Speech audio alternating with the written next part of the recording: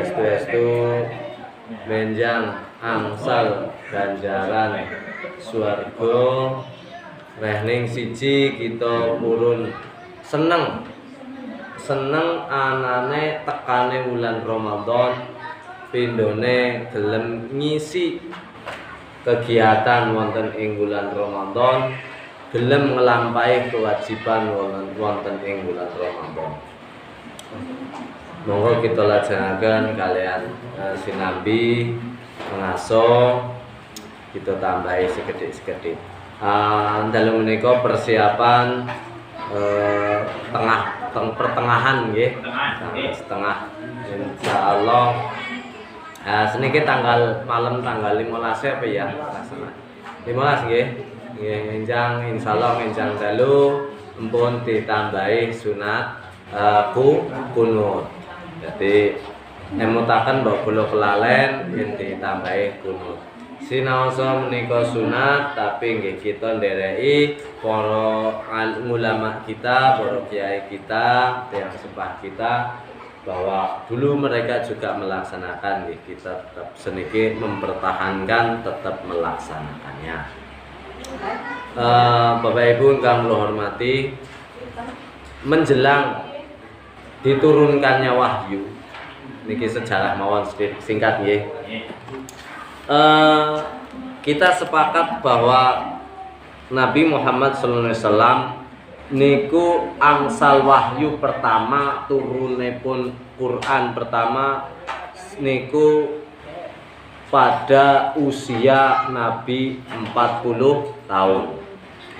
Dados Nabi diangkat dadi Nabi dan Rasul niku pada usia 40 tahun. Nah, sing biasa teng sejarah kita ken ngapalaken niku laire, kemudian nikahe, niku nikah usia 20 tahun, dadi Nabi usia 40 tahun, meninggal usia 63 tahun. Nah, niku paling sebatas itu. Nah, pertanyaannya, pada menjelang usia 40 tahun niku Nabi ngapain? Nabi ngapain ini gitu? Wis ora angon wedhus. Angon wedhus si cilik itu angon wedhus.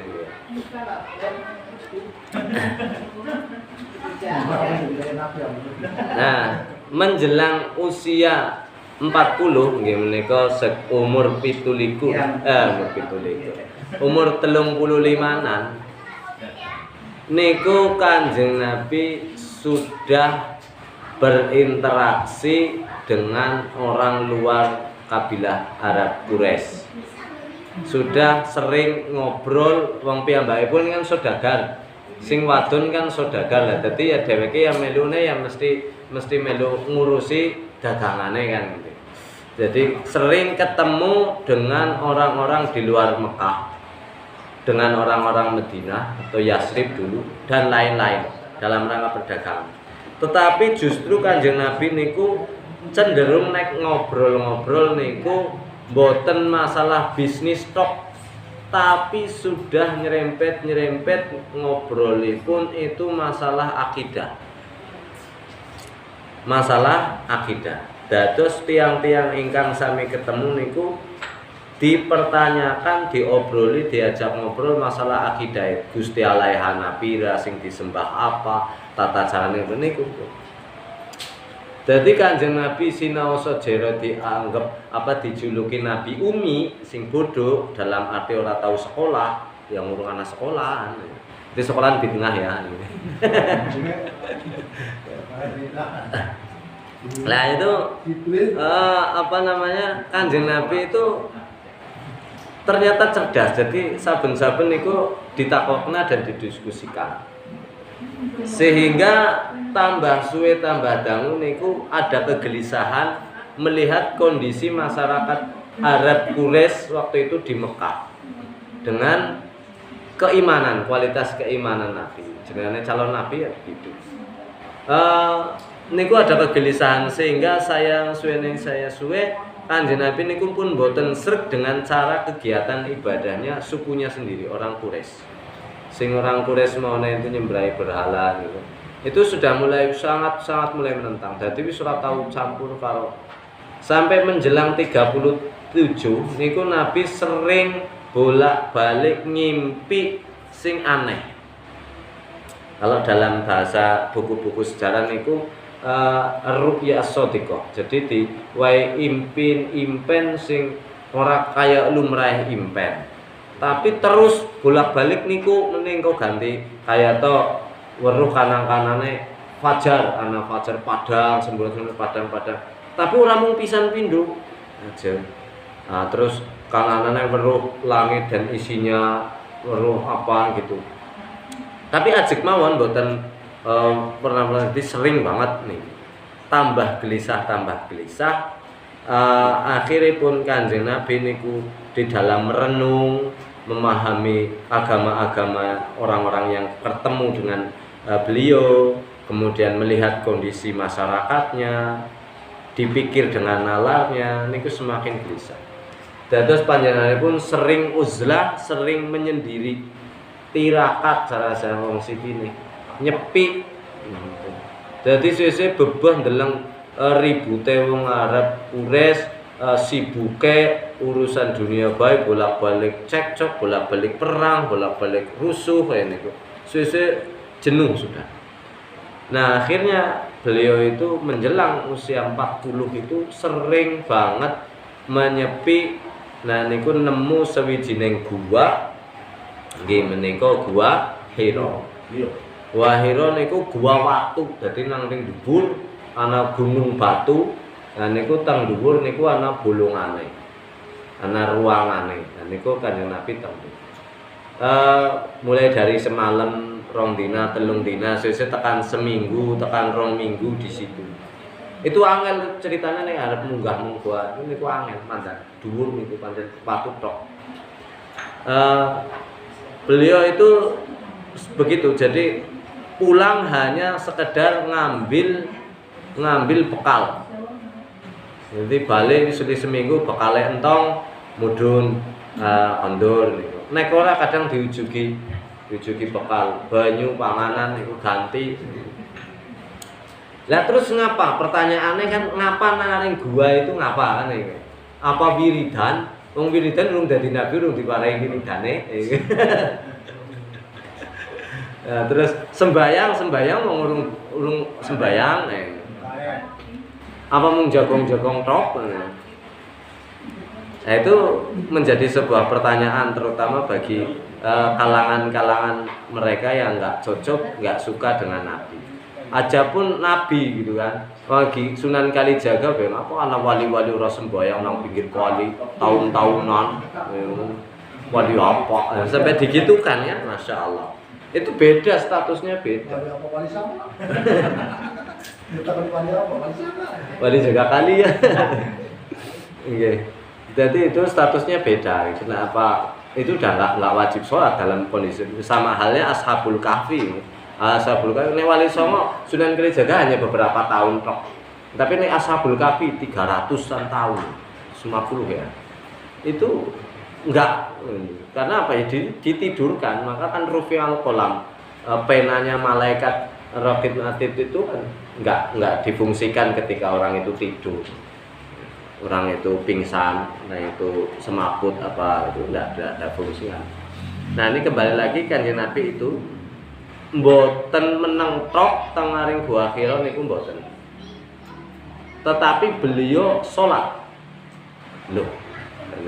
Beliau zikiran, wiridan, mujahadah. Lah orang urung dadi nabi, urung ana salat, urung ana wiridan, kata siapa? Sudah ada, yaitu apa? Agama yang dibawa oleh Nabi Ibrahim. Nah kan ada Mekah niku kan ada Ka'bahnya. Itu Ka'bah sebelum Kanjeng Nabi jadi Rasul, itu wong haji niku pun nonton terus niku. Ki zaman Kanjeng Nabi dereng lahir niku Ka'bah niku pun nggo kaji. Ana balang jumrah, ana sa'i, Bukit Safa Marwah niku pun kedadian pun nonton niku. Jadi syariat Islam sing esi lawas banget gini niku. Haji tinggalane Nabi Ibrahim karo apa? nyembelih wedhus kurban itu tinggalan syariat lama. Jadi Kanjeng Nabi orang melulu nggawa syariat anyar mboten, tapi dia melestarikan syariatnya Kanjeng Nabi Ibrahim itu ada. Itu sudah ada. Lah makanya ketika peristiwa Isra Mi'raj kan diceritakan salate niku maune dari 50 waktu dikurangi menjadi 5 waktu. Berarti kan empun nonton salat.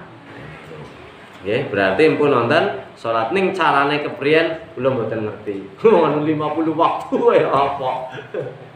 Jeng lajeng lite kepriyen. Lah kayak ngapa itu belum tahu. Memang tata cara sholat yang dibawa oleh Kanjeng Nabi yang kita lakukan itu niku yang paling komplit. Nek saderengipun niku ceritane nggih wonten sing cuma ngadeg tok, wonten sing cuma duduk tok, sujud tok niku wonten. Dadi sing komplit nggih yang seperti yang kita lakukan saat ini sholatnya itu. Nah, jadi Kanjeng Nabi mboten hanya diam di gua, tapi dia melakukan sholat, melakukan wirid doa-doa. Niku empun.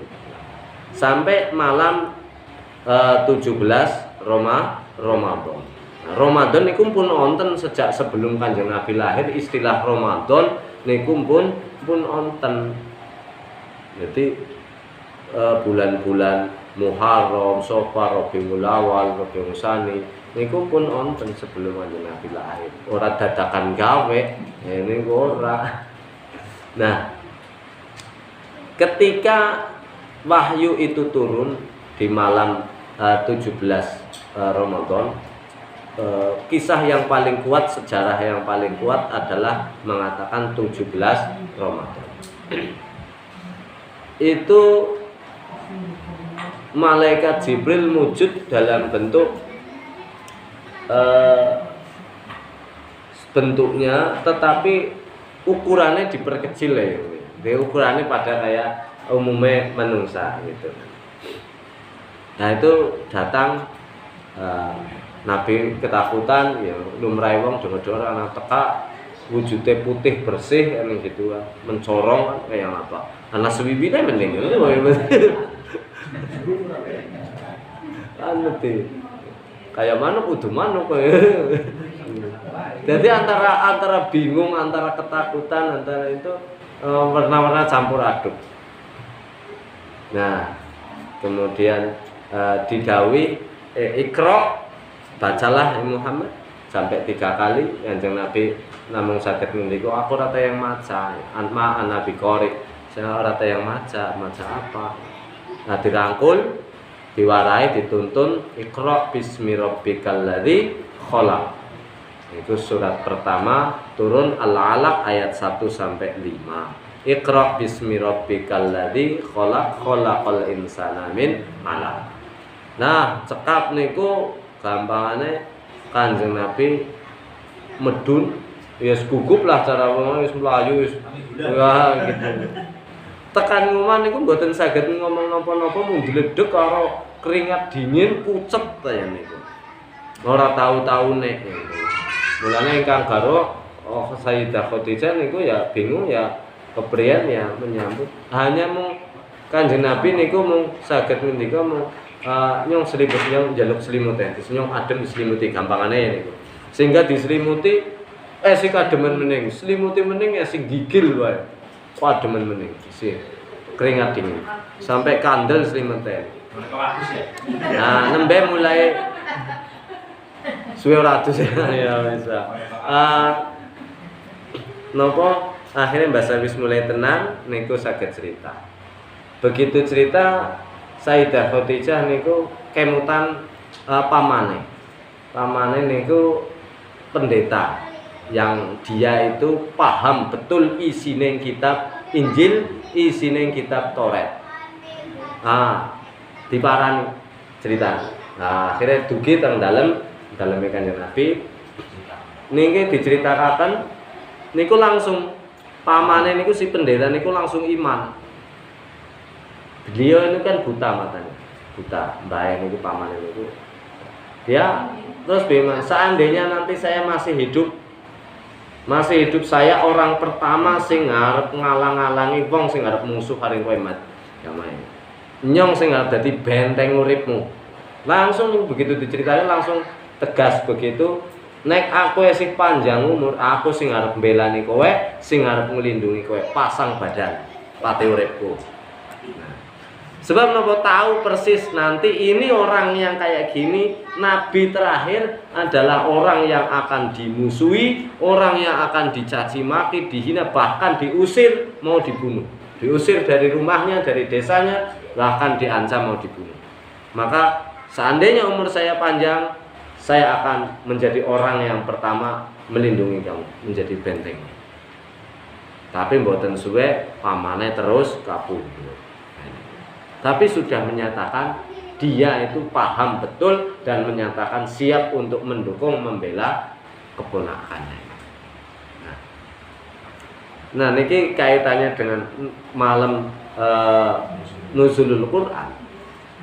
Ada kan jadi pertanyaan jere Al-Quran inna anzalnahu fi lailatul qadar.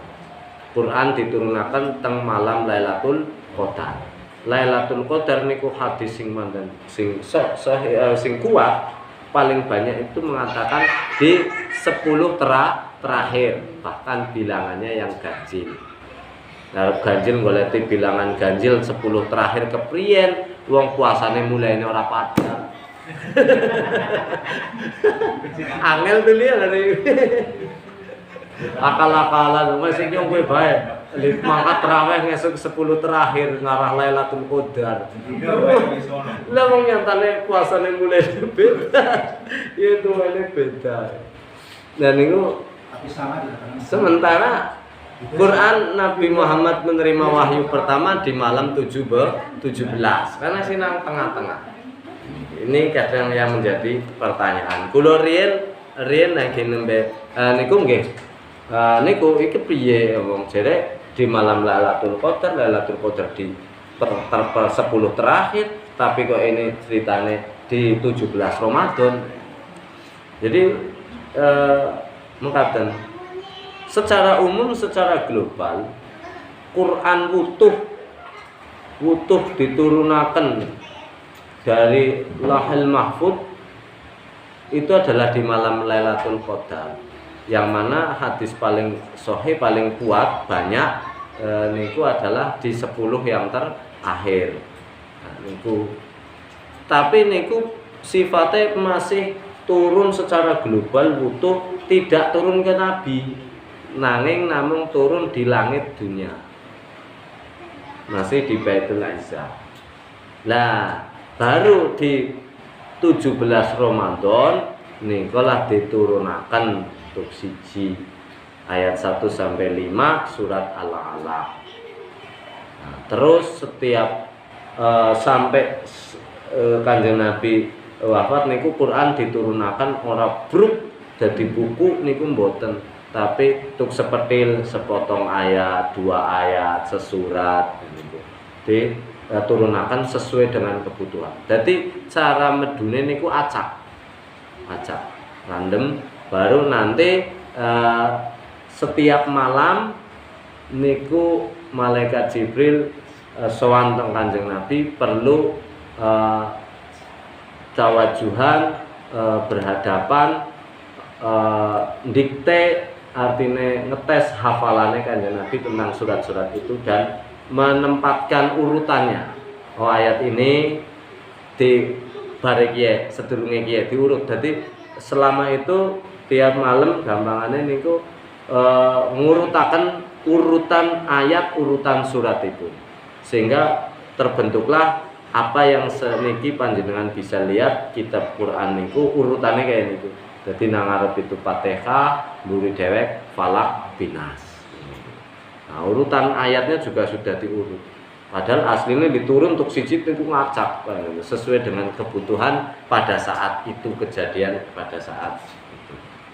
Dan ini sekedhik kisah tentang turunipun Al-Qur'an wonten ing malam 17 Ramadan. Nggih, njang tambahin naik dibuka makna Iqra bismi rabbikal ladzi khalaq. Secara teks bahasa Indonesia niku teng Quran terjemah hanyalah bacalah Iqra, bacalah bismi rabbikal ladzi khalaq, dengan nama Tuhanmu yang telah menciptakan. Terus sampai apa? Alladzi khalaqal insana min ngalaq, yang menciptakan manusia dari ngalaq. Ngalaq di situ di Quran terjemahan depan ini banyak rata-rata diterjemahkan dengan segumpal darah. Segumpal darah apa segumpal daging? Segumpal darah. Sing daging mudghah. Niku ngalak segumpal darah. Dan ini oleh para pakar tafsir niki diprotes. Nah, nginjang, nah niki kita buka kenapa kok perintah Iqra kon maca sing diwaca nopo, terus kok pakai dengan nama Tuhan. Besok dalu insyaallah mboten wonten alangan kita buka alon-alon sithik-sithik mugi menika wonten manfaatipun dumateng kula lan panjenengan sami. Wallahu a'lam bishawab. Assalamualaikum warahmatullahi wabarakatuh.